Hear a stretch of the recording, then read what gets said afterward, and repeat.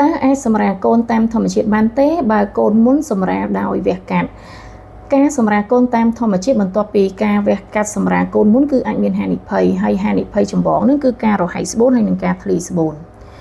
ចាហានិភ័យនៃការរហែកស្បូននោះគឺបានន័យថាមានការរហែកទៅលើស្នាមវះកាត់ចាស់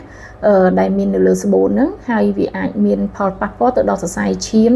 ពិសេសគឺសរសៃឈាមធំៗនៅសងខាងស្បូនដែលវាអាចបណ្ដាលឲ្យស្ត្រីហ្នឹងមានគ្រោះថ្នាក់ដល់ជីវិតតាមរយៈការហូរឈាមអស់ច្រើនបាត់បង់ឈាមចាំងក្នុងរយៈពេលមួយខ្លី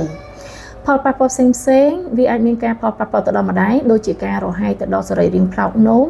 ការធ្វើឲ្យស្ត្រីនឹងមានការបាត់បង់ឈាមច្រើនក្នុងរយៈពេលមួយខ្លីហើយអាចបណ្ដាលឲ្យមានការស្លាប់ក្នុងករណីធ្ងន់ធ្ងរផលប៉ះពាល់ទៅដល់ទារកដូចជាការធ្លាយកូនចូលទៅក្នុងពោះរបស់ម្ដាយទារកអាចមានការខ្វះអុកស៊ីហ្សែនភ្លាមៗហើយអាចឲ្យទារកស្លាប់ភ្លាម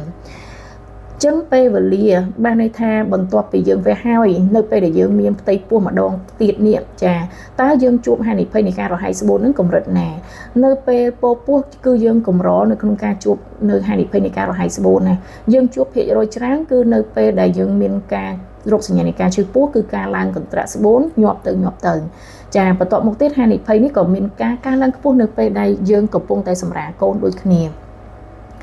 ហើយតកតងជាមួយនឹងការទស្សន៍ទាយថាយើងអាចប្រឈមមុខនឹងធ្លាយស្បូនឬអត់គឺអត់មានមធ្យោបាយណាមួយក្នុងការទស្សន៍ទាយមុនទេ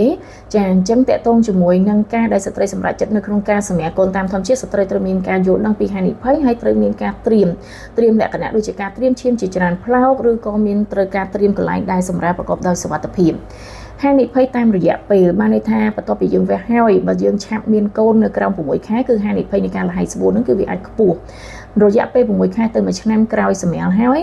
នៅពេលយើងមានផ្ទៃពោះម្ដងទៀតហ្នឹងគឺហានិភ័យវាអាចរៀងទៀតជាងក្រោម6ខែហើយហានិភ័យនេះបើសិនជាកាលណាយើងទុកគម្លាតនៃការមានកូនកាន់តែយូរហានិភ័យវានៅតែមានអញ្ចឹងប៉ុន្តែគាត់ថាវាអាចតិចទៅកាលណាគម្លាតវាកាន់តែយូរទៅអញ្ចឹងនៅពេលដែលស្ត្រីគាត់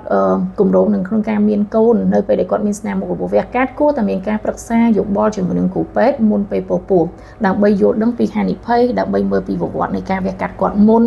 ហើយបន្ទាប់មកមានការពិនិត្យទៅលើស្នាមមុខរបួសគាត់វាតម្លៃលើស្នាមមុខរបួសគាត់ហើយនឹងមានការរៀបចំផែនការនៃការសម្រាលឲ្យបានត្រឹមត្រូវដើម្បីប្រកបដោយសុវត្ថិភាពចាអញ្ចឹងជាចុងក្រោយស្ត្រីដែលគាត់ត្រៀមនឹងយកកូនចានៅពេលដែលគាត់មានស្នាមមុខរបួសវះមុនគួរគាត់បីចូលជាមួយនឹងគ្រូពេទ្យដើម្បីទទួលការប្រឹក្សាឲ្យបានត្រឹមត្រូវធ្វើការវាតម្លៃពីហានិភ័យឲ្យបានត្រឹមត្រូវពីលើមុខរបួសគាត់វះមុនហើយនឹងត្រូវការត្រៀមខ្លួនជ្រើសរើសកន្លែងដែលមានសុវត្ថិភាពបន្ទាប់មកទៀតគឺត្រូវធ្វើការសម្រេចចិត្តទទួលដឹងឮនៅហានិភ័យព័ត៌មានឲ្យបានគ្រប់ជ្រុងជ្រោយ